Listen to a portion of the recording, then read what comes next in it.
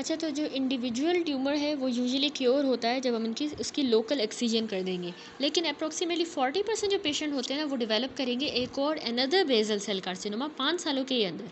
ठीक है।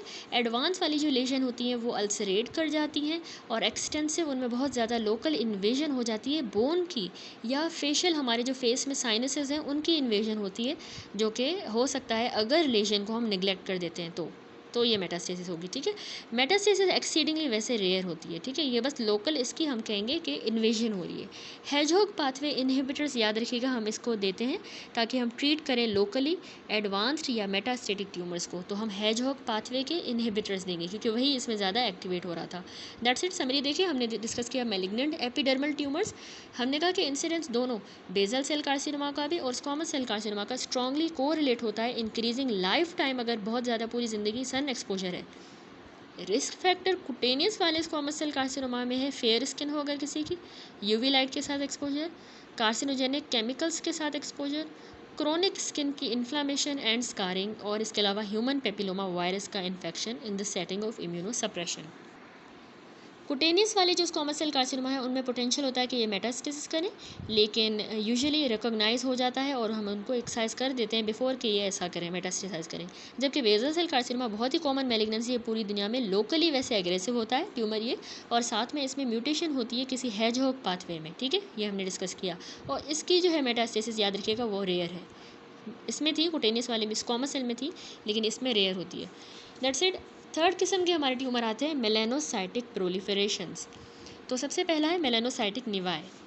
Strictly speaking the term nevus, ये नीवस जो टर्म होती है ये डिनोट करती है किसी भी कंजेनाइटल लेजन अगर स्किन पे हो उसको हम कहते हैं नीवस। मेलानोसाइटिक जो नीवस है ये हाउएवर रेफर करता है कोई भी ऐसी बिनाइन कंजेनाइटल या एक्वायर्ड हुआ हुआ नियोप्लाज्म मेलानोसाइट्स का। ठीक है, जो बिनाइन होगा, कंजेनाइटल भी हो सकता है, एक्वायर्ड भी नियोप्लाज्म होता है मेलानोसाइट का, उसको हम मेलानोसाइटिक नीवस कहेंगे। खाली नीवस जो होता है ना, ये कंजेनाइटल लेजन होती है स्किन की। तो पैथोजेनेसिस देखिए किस तरह होता है ये मेलानोसाइटिक निवाई, ये बिनाइन से नियोप्लाज्म होते हैं जो कॉज होते हैं जब इनमें somatic gain of function mutation आ जाए। जीन्स बहुत इंपॉर्टेंट है, याद रखिएगा, gain of function mutation BRAF या रास जीन में होगी। ब्राफ, रास, इस तरह से याद कर लें कि इनमें जो है गेन ऑफ फंक्शन म्यूटेशन आ जाती है।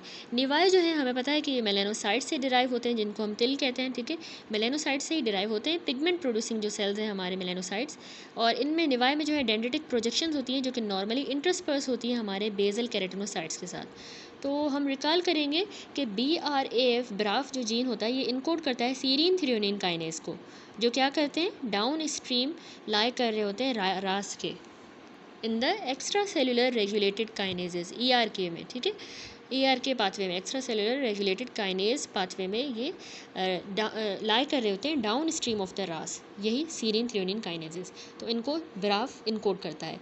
एक्सपेरिमेंटल एविडेंस सजेस्ट करता है कि अनब्रिडल्ड ब्राफ रास की जो सिग्नलिंग है ये इनिशियली इंड्यूस करवा देगी मेलानोसाइट्स की प्रोलिफरेशन फॉलोड बाय सेनेसेंस। ठीक है, उसके बाद सेनेसेंस। तो अब कैसे ये अपोजिंग इफेक्ट्स जो हैं कोऑर्डिनेट होते हैं, पहले मतलब प्रोलिफरेशन करा फिर सेनेसेंस, कैसे ये अपोजिंग इफेक्ट कोऑर्डिनेट हो रहे हैं ये अभी तक अनक्लियर है, लेकिन ये बिलीव हुआ है कि ब्रेक जो होता है ऑन द प्रोलिफरेशन पे जो आ रहा है ब्रेक, ये प्रोवाइड होता है by induced senescence explains why very few nevi transform into malignancy. यानी ये सेनेसेंस किसी चीज़ से इंड्यूस होती है, इसीलिए कुछ ही नेवाए जो होते हैं ना वही सिर्फ मेलिग्नेंसी में कन्वर्ट होते हैं, सारे नहीं होते। ठीक है, इनटू मेलिग्नेंट मेलानोमास में। तो इंडीड जो ग्रोथ और माइग्रेशन होती है नेवस सेल्स की हमारे डर्मो एपिडर्मल जंक्शन से अंडरलाइंग डर्मिस की तरफ जो इनकी माइग्रेशन हो रही है, ये कंपनी होती है मॉर्फोलॉजिक चेंजेस के साथ, जो कि होते हैं as evidence of cellular senescence. तो यहाँ पे देखिए फिगर में 18 में यहाँ पे पूरा जो है दिखाया गया है हमारे पास, पॉसिबल स्टेप्स दिखाए गए हैं डेवलपमेंट ऑफ मेलानोसाइटिक निवाए में। ठीक है, किस तरह ये डेवलप करता है। तो सबसे पहले यहाँ पे जो A फिगर है इसमें देखिए कि नॉर्मल स्किन दिखाई गई है जो हमें शो कर रही है सिर्फ स्कैटर्ड मेलानोसाइट्स, कहीं कहीं पे स्कैटर्ड हैं। B फिगर में यहाँ पे अब जंक्शनल नेवस है। ठीक है, जंक्शन पे आ गए हैं ये नेवस, यहाँ पे स्कैटर्ड थे, जंक्शनल है। C में जो है कंपाउंड नेवस हो गया। D में इंट्राडर्मल में आ गया इंट्राडर्मल नेवस, फिर intradermal nevus with extensive cellular senescence. ठीक है, पूरा जो है सेलुलर सेनेसेंस हो गया, डीजेनरेट कर गया है, ठीक है। इंट्राडर्मल भी है लेकिन सेनेसेंस हो गई है। तो इस तरह के मतलब मॉर्फोलॉजिक चेंजेस आते हैं कि इस तरह से ये फिर सेलुलर सेनेसेंस में जाएंगे। तो सुपरफिशियल वाले जो हमारे नेवस सेल्स होते हैं वो बड़े होते हैं, लार्जर होते हैं, और वो टेंड करेंगे टू प्रोड्यूस मेलेनिन, मेलेनिन बनाएंगे पिगमेंट, और वो नेस्ट की फॉर्म में ग्रो करेंगे। जो डीप वाले नेवस सेल्स हैं वो आपने याद रखना है कि छोटे होंगे, स्मॉल होंगे, ठीक है, वो स्मॉलर होंगे, और ये प्रोड्यूस करेंगे लिटिल या इवन नो पिगमेंट, और वो कॉर्ड्स की फॉर्म में या सिंगल सेल की तरह ग्रो करते हैं। जो सबसे ज़्यादा डीपेस्ट नेवस सेल होता है उसमें फ्यूसीफॉर्म कंटोर होगा, याद रखिएगा, और वो फेसिकल्स की फॉर्म में ग्रो करेगा। अब ये जो सीक्वेंस है ना मॉर्फोलॉजिक चेंजेस का, ये डायग्नोस्टिकली बहुत इंपॉर्टेंट है, सिंस कि ये एब्सेंट होते हैं फ्रॉम द मेलानोमास, उनमें हमें ये नहीं मिलता। नेक्स्ट इसकी मॉर्फोलॉजी पे आ जाएं तो कॉमन जो मेलानोसाइटिक नेवाए होते हैं ना, ये टैन से लेके ब्राउन होंगे, टैन टू ब्राउन, और यूनिफॉर्मली पिगमेंट हुए होते हैं, ठीक है। छोटे से पेप्यूल्स होते हैं 5 मिलीमीटर या उससे भी कम जो है होंगे, और ये वेल डिफाइंड राउंड बॉर्डर वाले होंगे, ठीक है। तो इनकी थोड़ी सी ग्रॉस जो है इनकी फाइंडिंग्स हैं। तो इस फिगर में देखिए 24.19 में यहाँ पे ये दिखाया गया मेलानोसाइटिक नेवस। तो इसमें देखिए ये मेलानोसाइटिक नेवाई जो है ना, ये रिलेटिवली छोटा सा सिमेट्रिक और यूनिफॉर्मली पिगमेंट हुआ होता है, ठीक है। तो ये इसका फीचर्स याद रखिएगा। इसके अलावा कह रहा है मॉर्फोलॉजी में जो अर्ली लेशंस होती हैं ना, ये कंपोज होती है राउंड या ओवल सेल्स की बनी होंगी, जो ग्रो करेंगी नेस्ट की फॉर्म में along the dermo epidermal junction पे, ठीक है। तो न्यूक्लिया जो है वो याद रखिएगा यूनिफॉर्म होते हैं और गोल गोल से होंगे, और उनमें इनकॉन्स्पिशियस न्यूक्लियोलाई भी मौजूद होगा विथ लिटिल या नो माइटोटिक एक्टिविटी, थोड़ी सी या नो माइटोटिक एक्टिविटी होगी। अब इस तरह की जो अर्ली स्टेज की लेशंस हैं उनको याद रखिएगा, हम कहते हैं जंक्शनल नेवाई, जंक्शन पे हो रहे हैं, और इनमें जो है अर्ली स्टेज का माइटोटिक एक्टिविटी भी नहीं है, तो हम इनको जंक्शनल नेवाई कहेंगे। इवेंचुअली मोस्ट जो जंक्शनल नेवाई हैं वो ग्रो करेंगे अंडरलाइंग डर्मिस के अंदर, ग्रो करेंगे नेस्ट की फॉर्म में या कॉर्ड्स ऑफ सेल्स की फॉर्म में, तो फिर हम कहेंगे कंपाउंड नेवाई, ठीक है। पहले जंक्शनल नेवाई कह रहे थे, अब जो है कंपाउंड नेवाई बन गया है। अब in the older lesions the epidermal nest में बी लॉस्ट इंटायरली, जो अब ओल्ड हो गई हैं, कंपाउंड बन गई हैं, उनमें हमें एपिडर्मल नेस्ट बिल्कुल भी लॉस्ट मिल सकता है, तो उसको हम कह देंगे इंट्राडर्मल नेवाई, इंट्राडर्मल, ठीक है। पहले जंक्शनल था फिर कंपाउंड, अब जो है उनमें नेस्ट भी ख़त्म हो गया है, नहीं है हमें डर्मिस में, एपिडर्मिस में नेस्ट नहीं मिलते, तो अब इनको इंट्राडर्मल नेवाई कह दिया, ठीक है। तो इस फिगर में भी देखिए, इस बी फिगर में दिखाया गया है कि नीवस जो है ये बना हुआ है मेलानोसाइट्स का, जिन्होंने पिगमेंटेशन को लॉस कर दिया है, लूज़ हो गई है, और ये छोटे हो गए हैं, ठीक है, ये मेलानोसाइट्स, और मोर डिस्पर्स्ड हैं as they extend into the dermis, ठीक है। डर्मिस में जितना एक्सटेंड करेंगे तो ये डिस्पर्स हो गए हैं बहुत ज़्यादा सारे। ये साइंस जो है स्पीक कर रहे हैं to benign nature of the proliferation, इससे हमें पता चल रहा है कि ये बिनाइन नेचर के हैं। तो अब इनके क्लिनिकल फीचर्स पे आ जाएं तो देखिए, ये न्यूमरस टाइप्स के हमारे पास जो है मेलानोसाइटिक नेवाए होते हैं, न्यूमरस टाइप्स होती हैं विथ वेरीड अपीयरेंस होंगी। आल्दो इस तरह के लेशन जो है ओनली कॉस्मेटिक कंसर्न होती हैं, लेकिन ये इरिटेशन करवा सकती हैं या फिर ये मिमिक करेंगी मेलानोमा को, तो इसीलिए इनको सर्जिकली रिमूव करना होता है। कंपाउंड वाली या जो इंट्राडर्मल नेवाए होती हैं स्किन के अंदर, एक तो जंक्शनल थी ना, दूसरी कंपाउंड और इंट्राडर्मल टाइप पढ़ी हमने, तो ये ज़्यादा एलिवेटेड होंगी बनस्बत जंक्शनल नेवाए के, ठीक है। उभरी हुई ज़्यादा कंपाउंड वाली और इंट्राडर्मल होगी, एलिवेटेड होगी। उसके बाद आता है नेक्स्ट टॉपिक डिस्प्लास्टिक नेवस, ठीक है। मेलानोसाइटिक नेवाई कंप्लीट हुआ। अब डिस्प्लास्टिक नेवस जो है ये स्पोरेडिक भी हो सकता है या फेमिलियल भी। तो फेमिलियल वाला जो है ना बहुत इंपॉर्टेंट है क्लिनिकली, क्योंकि इसमें जो है ये आइडेंटिफाई करता है इंडिविजुअल्स को जो ज़्यादा रिस्क पे होते हैं कि उनको मेलानोमा हो जाए। तो जिस तरह कन्वेंशनल मेलानोसाइटिक नेवाई में हो रहा था, एक्टिवेटिंग रास या BRF की म्यूटेशंस हो रही थी, तो ये कॉमनली हमें डिस्प्लास्टिक नेवाई में भी मिलती हैं, ठीक है, और बिलीव हुई है कि ये पैथोजेनिक रोल प्ले करती हैं। मॉर्फोलॉजी पे आ जाएं, डिस्प्लास्टिक जो नेवाए हैं ये बड़े होंगे, याद रखिएगा, लार्ज होते हैं देन मोस्ट एक्वायर्ड नेवाई की निस्बत, और ऑफन यानी ये 5 मिलीमीटर से ज़्यादा होंगे, ठीक है, मोर देन 5 मिलीमीटर क्रॉस, और नंबर में भी हंड्रेड्स होते हैं। इस फिगर में भी देखें यानी बहुत ज़्यादा तादाद में होते हैं। 20A में देखें तो यहाँ पे दिखाए गए हैं डिस्प्लास्टिक नेवस। देखिए बहुत ज़्यादा इरेगुलर किस्म के नेवाए बैक पे हो गए हैं पेशेंट की, और इनमें जो है डिस्प्लास्टिक नेवस सिंड्रोम हुआ है इस पेशेंट को। लेशन देखें जो है ये 5 मिलीमीटर से ज़्यादा डायमीटर की होंगी, और इनके इरेगुलर से बॉर्डर्स हैं, वेरिएबल किस्म की हमें इसमें पिगमेंटेशन मिल रही है, ठीक है। रेगुलर पिगमेंटेशन नहीं है इसमें, यूनिफॉर्म पिगमेंटेशन जिस तरह मेलानोसाइटिक नेवस में थी वैसी नहीं है, यहाँ पे इरेगुलर पिगमेंटेशन यहाँ इनसेट में दिखाई गई है। तो देखिए ये फ्लैट किस्म के, याद रखिएगा, मैक्यूल्स होंगे या स्लाइटली रेज्ड प्लैक्स भी हो सकते हैं, ठीक है। मैक्यूल्स, फ्लैट मैक्यूल से लेके रेज्ड प्लैक्स भी हो सकते हैं विथ ए पेबली सरफेस, जैसा पेबल होता है ना, स्मूथ सा पत्थर होता है, उसकी तरह की सरफेस होगी। ये ज़्यादातर जो है इनमें वेरिएबल पिगमेंटेशन होती है, इसको हम कहते हैं वेरिगेशन, यानी वेरिएबल पिगमेंटेशन है इसमें। और इसके देखिए बॉर्डर्स इरेगुलर है, ठीक है। माइक्रोस्कोपिकली अगर हम बात करें डिस्प्लास्टिक नेवस की, तो याद रखिएगा ये मोस्टली जो है जो कंपाउंड नेवाए हैं ये एग्जिबिट करते हैं दोनों, आर्किटेक्चरल भी और साइटोलॉजिक एविडेंस होता है उनमें एबनॉर्मल ग्रोथ का, ठीक है, कंपाउंड नेवाए में। तो आर्किटेक्चरली भी और साइटोलॉजिकली नेवस के जो सेल नेस्ट होंगे ना विद इन द एपिडर्मिस, वो बड़े भी हो सकते हैं, इनलार्ज हो जाएंगे और एग्जिबिट करेंगे एबनॉर्मल फ्यूजन, आपस में फ्यूज़ कर जाएंगे या कॉलिसिस करेंगे एडजेसेंट वाले नेस्ट के साथ। इस प्रोसेस को ब्रिजिंग कहते हैं, यानी वो आपस में फ्यूज़ करके कॉलिसिस करके बड़ा बना रहे हैं, ब्रिजिंग हो रही है।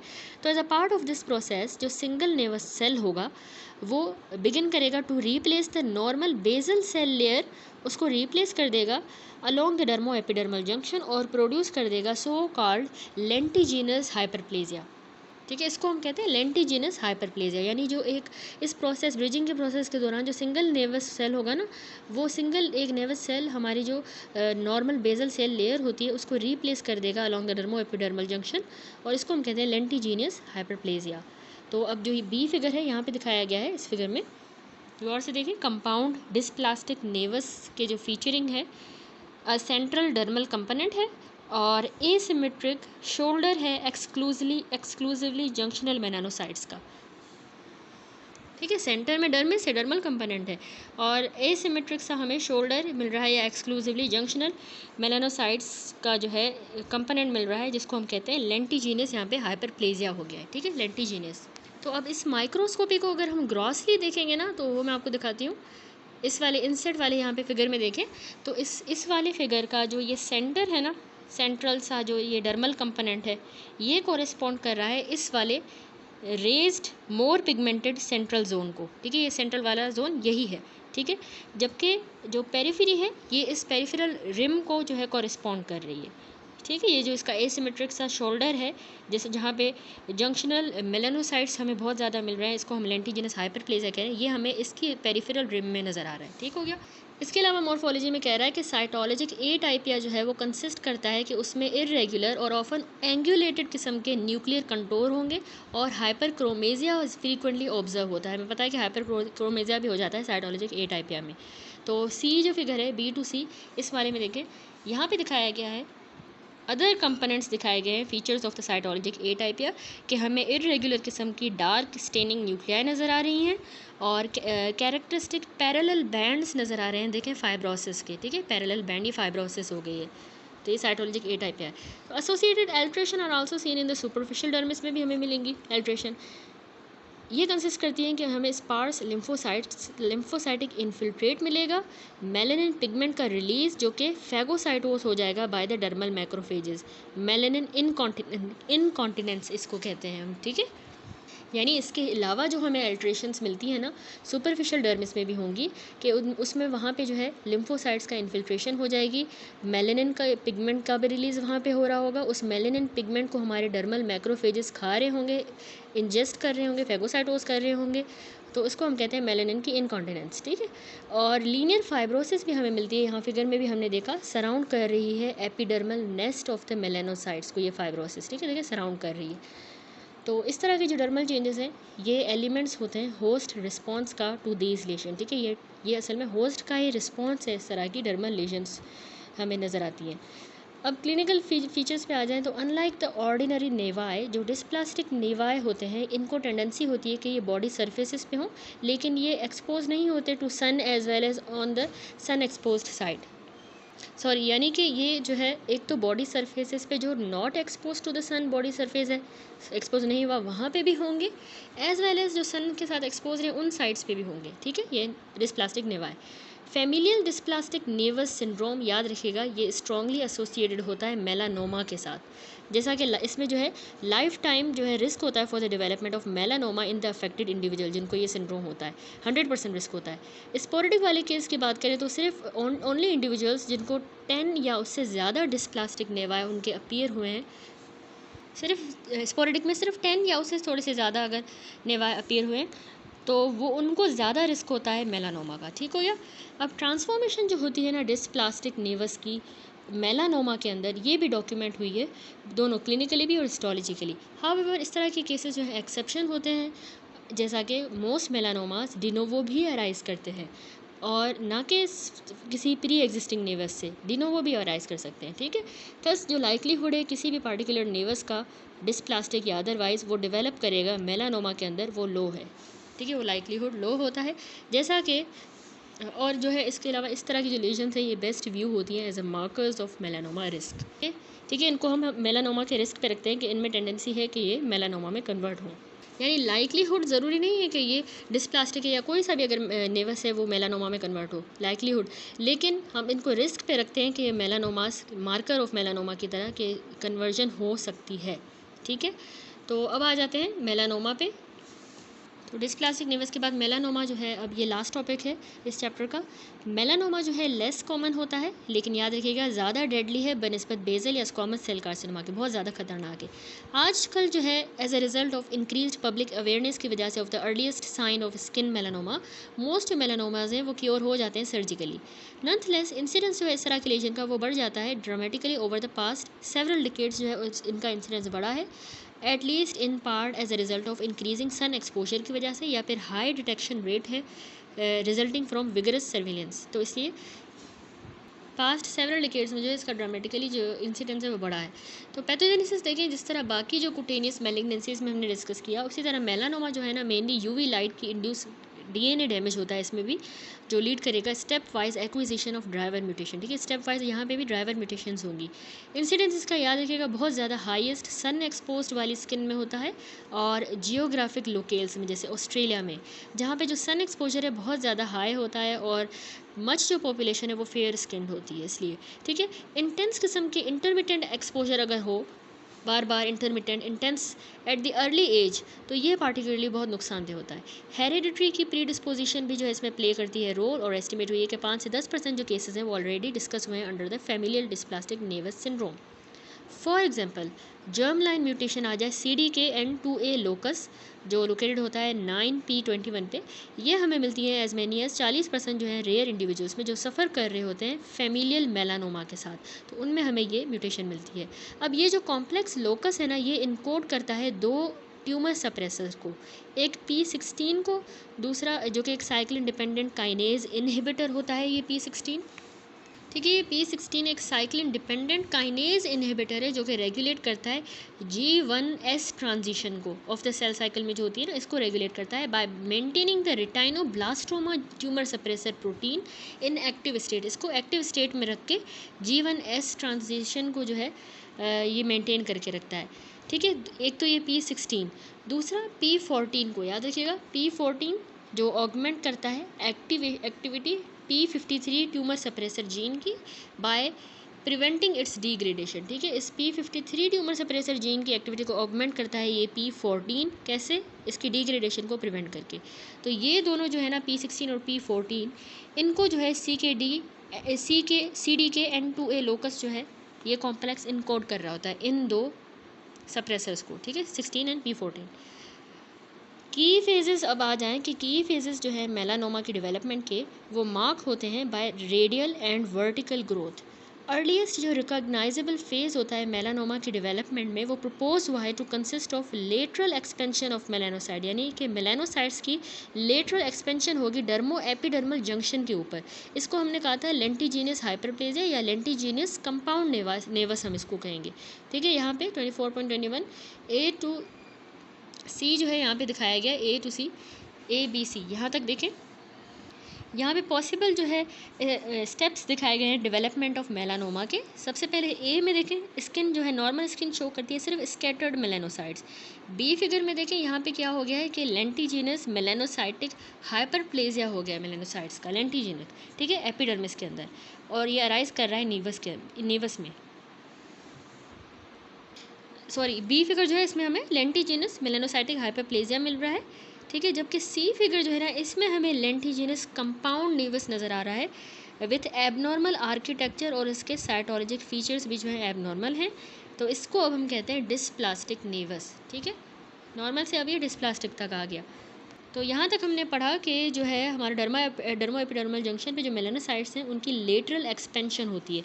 उसके बाद क्या होता है, ये प्रोग्रेस करता है to the phase of melanoma in situ. ठीक है, उसके बाद मेलानोमा इन सीटू का फेज़ आ जाएगा जो कि मार्क्ड होगा। उसमें याद रखिएगा कि उसमें फिर रेडियल ग्रोथ होती है एपिडर्मिस के अंदर, often for a prolong period of time. तो यहाँ जो डी फिगर है ना, इसको देखें, इसमें दिखाया गया है अर्ली या रेडियल ग्रोथ हो रही है, ग्रोथ फेज़ है अर्ली या रेडियल ग्रोथ फेज़ मेलानोमा का। लार्ज डार्क सेल्स हमें एपिडर्मिस में देखे नज़र आ रहे हैं जो अराइज कर रहे हैं नेवस के अंदर। ठीक हो गया। देन कह रहा है कि इस स्टेज के दौरान मेलानोमा के जो सेल्स होते हैं ना, उनमें कैपेसिटी नहीं होती कि वो इन्वेड करें या मेटास्टेसाइज करें। ठीक है, अब टाइम के साथ साथ एक वर्टिकल ग्रोथ का फेज़ सुपरवीन करेगा, वर्टिकल। ठीक है, जिसमें क्या होता है कि ट्यूमर ग्रो करेगा नीचे की तरफ डाउनवर्ड डीपर डर्मल लेयर्स के अंदर एज एन एक्सपेंसाइल मास की तरह, जिसमें सेल्यूलर मैचुरेशन नहीं है, लैकिंग द सेल्यूलर मैचुरेशन। तो इस ई फिगर में देखें दिखाया गया है मेलानोमा वर्टिकल ग्रोथ फेज़ के अंदर है, मेटास्टेटिक पोटेंशियल के साथ है। नोट करें इसमें कोई भी हमें मेलानोसाइटिक नेवस प्रिकर्सर आइडेंटिफाई नहीं हो रहा मोस्ट केसेस ऑफ मेलानोमा में, और ये बिलीव हुए हैं कि ये डिनोवो अराइज करते हैं, perhaps all using the same pathway. ठीक है, पाथवे सेम ही है। अब ये जो इवेंट होता है ना, ये ऑफन हेराल्ड होता है by the development of nodule in a previously flat lesion. पहले जो फ्लैट लेजन थी उसमें अब इस स्टेज पे जो है एक नोड्यूल बन जाएगी जो को रिलेट करेगी with emergence of metastatic potential. ठीक है, उसकी इमर्जेंस के साथ। देन है कि डीएनए सीक्वेंसिंग जो है फैमिलियल और स्पोरेडिक केसेस की, including the cases that appear to have arisen from benign nevi से जो अराइज करते हैं, उनकी डीएनए सीक्वेंसिंग ने प्रोवाइड किया है important insight into the molecular pathogenesis of the melanoma. ठीक है, तो इस 24.22 में देखें यहाँ पे पूरी मॉलिक्यूलर इवोल्यूशन है कुटेनियस मेलानोमा की। ठीक है, मोस्ट जो इंपॉर्टेंट ड्राइवर म्यूटेशंस होती हैं और ओवरऑल जो म्यूटेशनल बर्डन है, यानी पॉइंट म्यूटेशन और जीनोमिक कॉपी नंबर वेरिएशन, ये सारी जो है various histologic phases of the melanocytic lesion पे प्रोग्रेस करती हैं। प्रोग्रेशन पे हमें यहाँ पे इंडिकेट की गई हैं। ठीक है, मेलानोसाइटिक हिस्टोलॉजिक प्रोग्रेशन हो रही है। तो नोट करें जैसे ही मतलब ये ट्यूमर मेटास्टेसाइज करेगा इंटरनल साइट्स पे, तो UV light induced damage lead करेगा पॉइंट सब्सटीट्यूशन सीजेस। ठीक है, यूवी लाइट डिपेंडेंट डैमेज होगा जिसकी वजह से फिर पॉइंट सब्सटीट्यूशन सीज हो जाएगी, रुक जाएगी, और कॉपी नंबर चेंजेस जो हैं वो रिलेटेड होंगे to aneuploidy increases. Copy number change जो है वो रिलेटेड होते हैं एन्यूप्लॉइडी इंक्रीज के साथ। तो अब यहाँ पे यही बताया गया है कि इनिशिएटिंग जो इवेंट होता है ना, वो अपीयर होता है कि एक एक्टिवेटिंग म्यूटेशन आ जाती है, याद रखिएगा, ब्राफ या फिर लेस कॉमनली रास के अंदर। ठीक है, वास्ट मेजॉरिटी ऑफ जो केसेस होते हैं ना, ये प्रोड्यूस करते हैं उनके अंदर ये प्रोड्यूस करेगा सिर्फ बिनाइन निवस। ठीक है, सिर्फ बिनाइन निवस बनेगा ज़्यादातर में, बाकी म्यूटेशन फिर सुपर इम्पोज होती हैं। अब जो सीक्वेंसिंग होगी निवाई की विथ एटिपिकल मॉर्फोलॉजिक फीचर्स, वो सजेस्टिव होती है मेलानोमा की भी, as well as melanomas in the radial phase of growth, यानी मेलानोमा इन सीटू। तो वो शो करते हैं कि ये कॉमनली हार्बर करेंगे म्यूटेशंस जो एक्टिवेट कर देंगे एक्सप्रेशन टीलोमेरेज का। ठीक है, टीलोमेरेज का एक्सप्रेशन जो है ये उसको एक्टिवेट कर देंगी, जो प्रपोज हुआ है कि ये सर्व करेगा एक एंटीडोट की तरह टू सेनेसेंस। ठीक है, सेनेसेंस नहीं होने दे रहा, और ये टीलोमेरेज की एक्टिवेशन जो है ना वो एक सेनेसेंस नहीं होने दे रहा और उसकी एंटीडोट की तरह एक्ट कर रही है। ठीक है, usual fate of the benign nevi. अब एडिशनल म्यूटेशंस के साथ या अगर और ज़्यादा एपिजेनेटिक एब्रेशंस होंगी तो वो लीड करेंगे to the loss of CDNK2A वाला जो जीन था वो लॉस हो जाएगा, और उसके इनकोडेड जो ट्यूमर सप्रेसर्स होते हैं P16 जो ट्यूमर, वो भी मतलब लॉस हो जाएगा। तो यहाँ दिखाया गया है कि यहाँ पे लॉस हो गया है P16 का, मेलानोमा रेडियल ग्रोथ हुआ फेज़, उसके बाद लॉस हो गया P16 का। ठीक है, तो अब जो ट्यूमर है वो शिफ्ट हो जाएगा इन्वेजिव वर्टिकल फेज़ ग्रोथ के अंदर। यहाँ पे दिखाया गया मेलानोमा वर्टिकल ग्रोथ फेज़। ठीक हो गया। तो throughout this cutaneous phase of tumour evolution, exposure to UV light adds to the mutational burden and increase the chances of tumour progression. ठीक है, अब अगर और ज़्यादा यहाँ पे यूवी लाइट का आ गया एक्सपोजर तो और ज़्यादा ट्यूमर पे बर्डन बढ़ जाएगा और प्रोग्रेस करेगा, और ज़्यादा ट्यूमर प्रोग्रेस करेगा। फाइनली विथ एडिशनल म्यूटेशन आ जाए अगर जीन्स के अंदर, जैसे ट्यूमर सप्रेसर TP53 में और PTEN के अंदर और ज़्यादा म्यूटेशन आ जाती है, तो ट्यूमर एक्वायर कर देगा कैपेसिटी फॉर मेटास्टेसिस। ठीक हो गया। तो ये जो फेस है ये मार्क होता है कि इसमें अपीयरेंस मिलती है हमें एन्यूप्लॉइडी की। ठीक है, जो हमने यहाँ पे बात की, एन्यूप्लॉइडी यहाँ पे बढ़ जाएगी और जीनोमिक कॉपी नंबर अल्ट्रेशंस मिलती हैं जो कि ऐड करेंगी to the genetic heterogeneity of the evolving tumour. इसके अलावा कह रहा है कि by contrast less common melanomas जो अराइज करते हैं नॉन सन एक्सपोज वाले एक्रल और म्यूकोजल साइट्स के अंदर, वो फॉलो करते हैं डिफरेंट मॉलिक्यूलर कोर्सेज। ठीक है, मोस्ट जो कॉमन इनिशिएटिंग म्यूटेशन होती है ना अब इस तरह की ट्यूमर्स में, वो होती है gain of function mutation kit receptor tyrosine kinase, KIT कह दें, किट रिसेप्टर टायरोसिन काइनेज में गेन ऑफ फंक्शन म्यूटेशन आ जाती है। ठीक है, non sun exposed acral and mucosal sites पे। इसी सिमिलरली मेलानोमास जो अराइज करते हैं यूविया ऑफ द आई में, ठीक है, यूवियल लेयर में, तो इनमें भी distinct set of driver gene mutation आ जाती है। Most notably mutually exclusive mutations होती हैं जो कि एक्टिवेट करेंगे GTP बाइंडिंग प्रोटीन्स GNAQ या GNA11 को। ठीक है, इन GTP बाइंडिंग प्रोटीन्स को एक्टिवेट कर देती हैं, GNAQ को या GNA11 को। इसके अलावा in addition it has long been speculated that the melanomas express new antigens. ठीक है, ये न्यू एंटीजेंस एक्सप्रेस करते हैं जिनको जो सब्जेक्ट होते हैं to the recognition by immune system. It follows that for melanomas to develop, tumor cells must acquire the ability to either suppress or evade the host immune system। ठीक है, मेलानोमास को बनने के लिए उनको होस्ट इम्यून रिस्पॉन्स को जो है सप्रेस करना होता है या इवेड करना होता है, क्योंकि ये न्यू एंटीजेंस को एक्सप्रेस कर रहे होते हैं। अब जो इंपॉर्टेंस है ना इम्यून इवेजन की, ये प्रूवन हुई है by the response of many advanced melanomas. बहुत से एडवांस मेलानोमास का जो है रिस्पॉन्स होता है इम्यून चेक पॉइंट इनहिबिटर्स जब हम उनको देते हैं। ठीक है, एजेंट्स जो अनलीश कर देते हैं muzzled melanoma specific T cells को, allowing them to attack the tumours.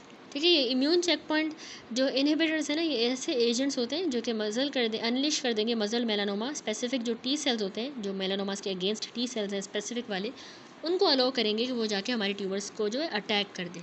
ठीक है, ये हमारे T सेल्स ट्यूमर को अटैक करें। तो बहुत से जो मतलब मेलानोमास होते हैं ना, एडवांस मेलानोमास, वो रिस्पॉन्स शो करते हैं इस तरह के इम्यून चेक पॉइंट इनहिबिटर्स के साथ। तो इससे हमें प्रूव हुआ है कि इम्यून की इवेजन होती है बाय मेलानोमास। ठीक हो गया, तो आगे भी हम इसको डिस्क्राइब करेंगे लेटर। पहले जो है मॉर्फोलॉजी पे आ जाते हैं। अनलाइक द बिनाइन नेवाई कह रहा है कि मेलानोमास जो होते हैं ना, ये स्ट्राइकिंग वेरिएशन शो करेंगे अपनी पिगमेंटेशन में। ठीक है, यानी कि इसमें आ जाता है शेड्स होंगे black, brown, red, dark blue और ग्रे। ठीक है, तो 24.23A फिगर में यहाँ पे मेलानोमा दिखाया गया है। देखिए फिगर में लेजन जो होती है ये लार्जर होगी बनस्पत निवाए के, बड़ी होगी और इरेगुलर कंटोर के साथ होगी, वेरिएबल पिगमेंटेशन होगी। ठीक है, मैक्यूलर एरियाज याद रखिएगा कि इंडिकेट करते हैं सुपरफिशियल रेडियल ग्रोथ को। अच्छा, तो यहाँ पे देखिए मेलानोमा दिखाया गया है फिगर में। लेजन जो है बड़ी होती हैं बनस्पत निवाए के और मेलानोमा की बड़ी होंगी और इरेगुलर कंटोर है, वेरिएबल पिगमेंटेशन भी है। याद रखिएगा कि जो मैक्यूलर एरियाज़ होते हैं वो इंडिकेट करेंगे सुपरफिशियल यानी रेडियल ग्रोथ हुई है, जबकि जो एलिवेटेड एरियाज़ हैं ये हमें इंडिकेट कर रहे हैं कि यहाँ पर डर्मल इन्वेजन हुई है यानी वर्टिकल ग्रोथ हुई है। ठीक है, मैक्यूलर वाले रेडियल ग्रोथ को और एलिवेटेड वाले जो हैं वो वर्टिकल ग्रोथ को डिनोट कर रहे हैं। ठीक हो गया। देन कह रहा है मॉर्फोलॉजी में कि जो बॉर्डर्स होते हैं वो देखिए इरेगुलर होंगे और ऑफन नॉच्ड बॉर्डर्स होंगे।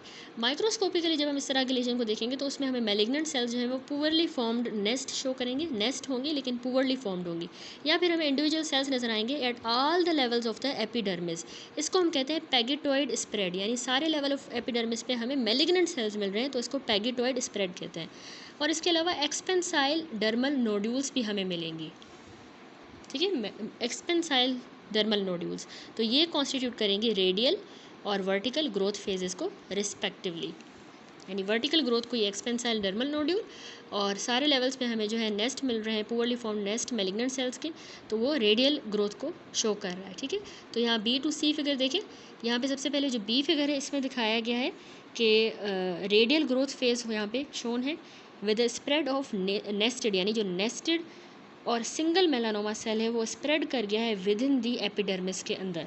ठीक हो गया। C फिगर में देखिए यहाँ पे वर्टिकल ग्रोथ फेज दिखाया गया है with the nodular aggregates of infiltrating tumour cells. ठीक है, नोडुलर एग्रीगेट्स हैं इनफिल्ट्रेटिंग ट्यूमर सेल्स के within the dermis, dermis के अंदर ये हो रहा है। फिर कह रहा है ऑफ नोट सुपरफिशियल स्प्रेडिंग मेलानोमास जो है वो एसोसिएट होंगे ब्रिस्क लिम्फोसाइटिक इन्फिल्ट्रेट के साथ, यानी उसमें हमें लिम्फोसाइटिक इन्फिल्ट्रेट बहुत ज़्यादा मिलेगा, ब्रिस्क जो सुपरफिशियल होंगे, जिस तरह यहाँ दिखाया गया है। ठीक हो गया। कह रहा है कि ये फीचर जो है ना रिफ्लेक्ट करता है host response via tumour specific antigens के अगेंस्ट, तभी हमें यहाँ पे बहुत ज़्यादा लिम्फोसाइट का इन्फिल्ट्रेट मिल रहा है। Increasing thickness strongly correlates with the worse biologic behaviour of the melanoma. अगर जितनी ज़्यादा थिकनेस है ना उसके इंटायर, उससे पता चल रहा है बहुत ज़्यादा वर्स बायोलॉजिक बिहेवियर है मेलानोमास को। इसको हम कहते हैं ब्रेस्लो थिकनेस। ठीक है, Breslow thickness. By recording and using these and other variables in the aggregate accurate प्रोग्नोस्टिकेशन is possible. Individual जो मेलानोमास होते हैं उसमें जो इंडिविजुअल सेल होता है मेलानोमा का वो कंसिडरेबली बड़ा होता है बनस्पत नेवस सेल के, याद रखिएगा। उनका न्यूक्लियाई भी बड़ा होगा, कंटोर इरेगुलर होगा, क्रोमाटिन जो कि कैरेक्टरिस्टिकली याद रखिएगा क्लम्प्ड होगा periphery of the nuclear membrane पे। ठीक है, न्यूक्लियस की जो मेम्ब्रेन होती है वहाँ पे वो क्रोमाटिन क्लम्प्ड होगा। और प्रोमिनेंट हमें चेरी रेड यूजिनोफिलिक न्यूक्लियोलाई भी मिलते हैं। तो इस डी फिगर में देखिए यहाँ दिखाया गया है, गौर से देखें कि इसमें मेलानोमा सेल्स हैं hyperchromatic irregular nuclei of varying sizes के साथ। ठीक है, जिनमें प्रोमिनेंट हमें न्यूक्लियोलाई भी नज़र आ रहा है। तो एटिपिकल जो माइटोटिक फिगर है वो प्रेजेंट है सेंटर ऑफ द फील्ड में। ठीक है, सेंटर ऑफ द फील्ड में एक एटिपिकल माइटोटिक फिगर ये दिखाया गया है बिल्कुल बीच में। इंसेट जो है ना ये हमें शो कर रहा है सेंटिनल लिम्फ नोड है एक, जहाँ पे मेटास्टेसिस होती है, सेंटिनल जो सबसे पहले होगी उसको कहते हैं। और इसमें हमें एक टाइनी क्लस्टर नज़र आ रहा है मेटास्टेटिक मेलानोमा का, जो एरो शो कर रहा है। और ये डिटेक्ट हुआ है by staining for the melanocytic marker HMB45। ठीक है, मेलानोसाइटिक मार्कर होता है HMB45, उसको जो है उसके थ्रू जो है इसको स्टेन किया गया है। इसके अलावा कह रहे हैं कि इम्यूनोहिस्टोकेमिकल स्टेन्स भी हेल्पफुल हो सकते हैं in identifying the metastatic deposits, जिस तरह हमने यहाँ पे इस फिगर में देखा। ठीक है, HMB45 जो मेलानोसाइटिक मार्कर है उसके थ्रू हमने इसको डिटेक्ट किया है। देन कह रहा है अब आ जाए क्लिनिकल फीचर्स पे। तो ऑल्दो मोस्ट जो इस तरह की लेशन होती हैं ये मेलानोमास, ये स्किन में अराइज करते हैं। ये ऑल्सो ओरल या एनोजेनाइटल जो म्यूकोजल सर्फेसेस हैं वहाँ पे भी अराइज कर सकते हैं, इसोफेगस में, मेनिंजीज और आई के अंदर। तो फॉलोइंग डिस्कशन अप्लाई करती है कुटेनियस मेलानोमास पे। यहाँ पे सिर्फ हम कुटेनियस वालों की बात करेंगे। मेलानोमा स्किन का जो है वो याद रखिएगा एसिम्टोमेटिक रहता है, ऑल्दो खारिश जो है ना प्रूराइटस, ये इसमें अर्ली मैनिफेस्टेशन हो सकती है। ठीक है, बहुत ही जो इंपॉर्टेंट क्लिनिकल साइन होता है वो है कि उसका जो है मेलानोमा का कलर और उसका साइज़ जो है ना पिगमेंटेड लेजन का वो चेंज होता है। इससे हम आइडेंटिफाई करते हैं कि ये मेलानोमा है, ये मैलिग्नेंट है, कि उसका साइज़ या कलर चेंज हो। तो मेन क्लिनिकल वार्निंग साइंस आपने याद रखने हैं। कौन से होते हैं? जो वार्निंग की तरह होते हैं कि रैपिड अगर बहुत जल्दी इनलार्जमेंट हो रही है किसी प्री एग्जिस्टिंग नेवस की, अचानक से जल्दी से वो बड़ा हो गया है। ठीक है, या अगर उसमें इचिंग हो रही है या पेन हो रहा है लेजन में। तीसरा, अगर वहाँ पे कोई नई पिगमेंटेड लेजन जो है डेवलप हो गई है, ठीक है, during the adult life new pigmented कोई लेजन डेवलप हुई है। Number 4, irregularity of the borders of pigmented lesion. अगर इसके बॉर्डर इरेगुलर मिल रहे हैं तो वो मेलानोमा होगा। ठीक हो गया। वेरिएशन अगर मिले हमें उसकी कलर की विद द पिगमेंटेशन, यानी कहीं पे ज़्यादा पिगमेंटेड है कहीं कम है, तो ये वेरिएशन अगर मिल रही है तो it means it's the melanoma. ठीक हो गया। अब इस तरह की प्रिंसिपल एक्सप्रेस होती है in the so called ABCs of the melanomas में, यानी एसिमेट्री मिल रही है हमें, बॉर्डर चेक करेंगे हम, कलर, डायमीटर और इवोल्यूशन ABCDE। ठीक हो गया। इवोल्यूशन यानी चेंज आ रहा है उस एग्जिस्टिंग नेवस में, पहले नेवस छोटा था या उसमें मतलब चेंज मिल रहा है किसी भी किस्म का, तो उसको इवोल्यूशन कह रहे हैं। तो ये वाइटली बहुत इंपॉर्टेंट होता है कि हम मेलानोमास को रिकॉग्नाइज करें और इंटरवीन करें जितना जल्दी जितना पॉसिबल। ठीक है, वास्ट मेजॉरिटी जो सुपरफिशियल लेजन होती है वो क्योरेबल होती है सर्जरी के थ्रू, जबकि अगर मेटास्टेसाइज कर गया है मेलानोमा तो बहुत ही पुअर प्रोग्नोसिस होती है। जो प्रोबेबिलिटी होती है मेटास्टेसिस की वो हम प्रेडिक्ट करते हैं by measuring the depth of invasion, कितना डीप उसने इन्वेड किया है उसको हम मिलीमीटर्स में, जो वर्टिकल उसकी ग्रोथ होती है उसको मिलीमीटर्स में मेजर करेंगे, vertical growth phase of nodule को, from top of the granular cell layer of the overlying epidermis. ठीक है, इसको हम ब्रेस्लो थिकनेस कहते हैं, उसको हम मेजर करेंगे। तो उसके थ्रू हम मेटास्टेसिस को प्रिडिक्ट कर रहे हैं। ठीक हो गया। मेटास्टेसिस का रिस्क ऑल्सो बढ़ जाता है ट्यूमर्स में जिनमें बहुत ज़्यादा अगर हाई माइटोटिक रेट है तो उसमें मेटास्टेसिस का रिस्क ज़्यादा है, और उनमें जो कि फेल कर जाए to induce the local immune response अगर इंड्यूस नहीं करवा रहा तो जाहिर सी बात है वो और ज़्यादा मेटास्टेटिक हो जाएगी। जब मेटास्टेसिस हो जाएगी ना तो ये इन्वॉल्व नहीं करेगी सिर्फ रीजनल लिम्फ नोड्स को, सिर्फ वो नहीं इन्वॉल्व होंगे लेकिन ऑल्सो लिवर भी इन्वॉल्व होता है मेलानोमास में, लंग्स भी मेटास्टेसिस में अफेक्ट होगा, ब्रेन, और वर्चुअली कोई भी साइट हो सकती है जो कि हेमेटोजेनसली ब्लड के थ्रू सीड हो। जो सेंटिनल सबसे पहला इन्वेड होने वाला लिम्फ नोड होता है ना, सेंटिनल लिम्फ नोड की जब हम बायोप्सी करेंगे तो फर्स्ट ड्रेनिंग जो नोड होता है इसको हम कहते हैं प्राइमरी मेलानोमा में। ये at the time of surgery हमें प्रोवाइड करता है additional information of biologic aggressiveness, उससे रिलेटेड एजेंट्स जो जाके सिलेक्टिवली इनहिबिट कर दें म्यूटेंट ब्राफ को और KIT किट को। तो ऐसे एजेंट जो इनको इनहिबिट कर दें ये प्रोड्यूस करते हैं dramatic response in the patient with metastatic tumour with BRAF and kit mutation respectively. ठीक है, तो उनको अगर हम ऐसे ड्रग्स दें, ऐसे एजेंट्स दें, तो वो हमें रिस्पॉन्स शो करेंगे। और ये एक इनकरेजिंग डेवलपमेंट है in the previously hopeless disease. More recently immune check point के इनहिबिटर्स भी शोन हुए हैं कि ये बहुत इफेक्टिव होते हैं at stabilising the metastatic disease and in some instances causing remarkable tumour की रिग्रेशन भी करवाते हैं और क्लिनिकल रेमिशंस भी। इम्यून चेक पॉइंट के इनहिबिटर्स असल में एंटीबॉडीज़ ही होती हैं जो जाके इंटरफेयर करेंगी फंक्शन ऑफ प्रोटीन्स के साथ जो फाउंड होते हैं on the surface of the T lymphocytes. ठीक है, टी लिम्फोसाइट के सर्फेस पे जो प्रोटीन्स हैं उनके फंक्शन के साथ इंटरफेयर करेंगी। That abrogate the cytotoxic T cell responsiveness. ठीक है, साइटोटॉक्सिक टी सेल रिस्पॉन्सिवनेस नहीं होगा तो डैमेज कम होगा। बाय ब्लॉकिंग दीज पाथवे जो चेक पॉइंट इनहिबिटर्स हैं ये जाके हमारे होस्ट के टी सेल के रिस्पॉन्स को और ज़्यादा रीएक्टिवेट कर देंगे जो कि अदरवाइज हेल्ड होता है एट बे। करंट जो एफर्ट्स हैं वो फोकस की गई हैं on building upon these success by using the combination of different check point inhibitors हम देते हैं, उनका कॉम्बिनेशन देते हैं, as well as check point inhibitor together with other targeted therapies भी देंगे, जैसे कि ब्राफ इनहिबिटर्स के साथ भी दे सकते हैं चेक पॉइंट इनहिबिटर्स को। ठीक हो गया, समरी देखिए, हमने melanocytic lesions benign and malignant दोनों डिस्कस की। हमने कहा मोस्ट जो मेलानोसाइटिक नेवाए होते हैं इनमें एक्टिवेटिंग म्यूटेशन ब्राफ में होती है या लेस ऑफन NRAS में। ठीक है, यानी न्यूरोब्लास्टोमा रास, ठीक है, इसके अंदर, लेकिन वास्ट मेजॉरिटी जो है कभी भी मेलिग्नेंट ट्रांसफॉर्मेशन उनमें नहीं होती मेलानोसाइटिक नेवाए में। ठीक हो गया, मोस्ट जो स्पोरेडिक डिस्प्लास्टिक नेवाए हैं हमने कहा बेस्ट रिगार्ड होते हैं as a marker of melanoma risk. ठीक है, इनको हम कंसिडर करते हैं then the premalignant lesion, लेकिन प्री मेलिग्नेंट लेजन के बजाय हम इनको मार्कर ऑफ मेलानोमा रिस्क की तरह कंसिडर करते हैं। तो ये कैरेक्टराइज हुए हैं कि इनमें आर्किटेक्चरल डिसऑर्डर होता है और साइटोलॉजिक ए टाइपिया। इसके अलावा मेलानोमा जो है वो हाईली अग्रेसिव मेलिग्नेंसी होती है, बहुत ज़्यादा ट्यूमर्स जो है सिर्फ फ्यू मिलीमीटर थिकनेस के होंगे और वो राइज देंगे डेडली मेटास्टेसिस को। ठीक है, ये मेलानोमास भी हमने पढ़े और मोस्ट जो केसेस होते हैं मेलानोमा के वो आगे जाके प्रोग्रेस करेंगे from an intraepithelial in situ से लेके इन्वेजिव यानी डर्मल फॉर्म के अंदर चले जाएंगे। तो कैरेक्टरिस्टिक जो है डर्मल वाले ट्यूमर की वो जैसे कि उसकी डेप्थ ऑफ इन्वेजन और उसकी माइटोटिक एक्टिविटी वो को रिलेट करेगी with the survival. That's it, यहाँ पे ये हमारा अल्हम्दुलिल्लाह लास्ट चैप्टर जो है इस बुक का रॉबिन्स बेसिक पैथोलॉजी का स्किन चैप्टर भी कंप्लीट हुआ अल्हम्दुलिल्लाह। चैनल को शेयर करें, सब्सक्राइब करें, लाइक करें। ठीक है, अल्लाह हाफिज़।